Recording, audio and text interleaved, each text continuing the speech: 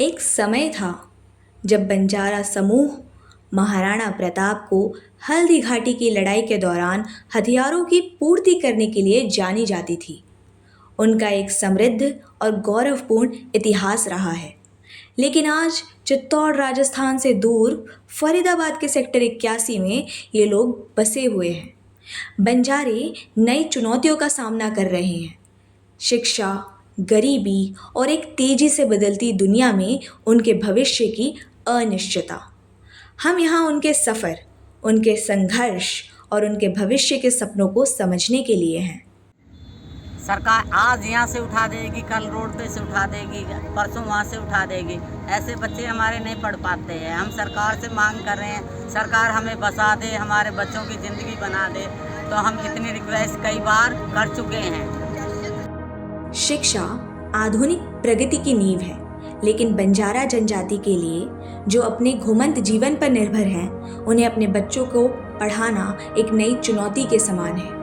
अपने बच्चों को अच्छी शिक्षा देने के लिए सपने तो काफ़ी देख लिए, लेकिन ना इन सपनों को पूरा करने के लिए इनके पास पैसा है और ना ही अब उम्मीद। बच्चों के रोज़मर्रा के खर्चे उठाना भी इन बंजारों के लिए अब चुनौती से कम नहीं।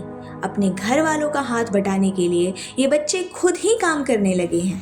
मैं सरकारी स्कूल में पढ़ता हूँ। सरकारी स्कूल में अच्छी पढ़ाई नहीं है। मम्मी पापा के पास इतने पैसे नहीं जो मुझे प्राइवेट स्कूल में पढ़ा सके। कोई पढ़ो लिखो हो, वो कोई बढ़िया नेता हो, भैया हो, कोई भी हो, हमारी सहायता कर हमें कोई बढ़िया कॉलोनी बसा दे। अपना खाओ और कमाओ, अपने बच्चों को पढ़ाओ और नौकरी करो। बस हमारी तो ये ख्वाहिश और कोई नहीं। कभी राजा, महाराजाओं और सेनापतियों को सामान सप्लाई करने वाले बंजारे अब आधुनिक बाजारों में खुद को ढाल रहे हैं, अपनी बनाई कला को बेच रहे हैं। लेकिन बड़े पैमाने पर उत्पादन और ई-कॉमर्स के इस दौर में उनके व्यापार को बनाए रखना एक बड़ी चुनौती है। वे एक ऐसे मोड़ पर खड़े हैं जहां परंपरा और तकनीक आपस में मिलते हैं, और बंजारा व्यापार का भविष्य इस बात पर निर्भर करता है कि वे इस अंतर को कैसे कम करेंगे। मैंने तो झुग्गी दोबारा बनवाए, 30,000 पहले लगाए, 30 बाद में लगाए हैं। अब बताइए इसमें क्या कमा लूँ? थोड़ा बहुत कमाती हूँ। जैसे जैसे आसपास की दुनिया तेजी से बदल रही है, बंजारे एक मुश्किल सवाल का सामना कर रहे हैं।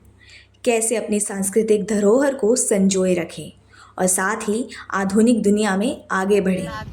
जो भी औलाद है, अपने बच्चे हैं, वो अपने यही रखते हैं कि भाई अच्छी तरकीब करने लग जाए। आगे चल के हमारा काम तो रहेगा नहीं। इनका अतीत गर्व से भरा था, वर्तमान चुनौतियों से घिरा हुआ है। सरकार से सिर्फ एक बसेरे की उम्मीद में ये लोग दर दर भटके, लेकिन इनकी सुनने वाले कौन?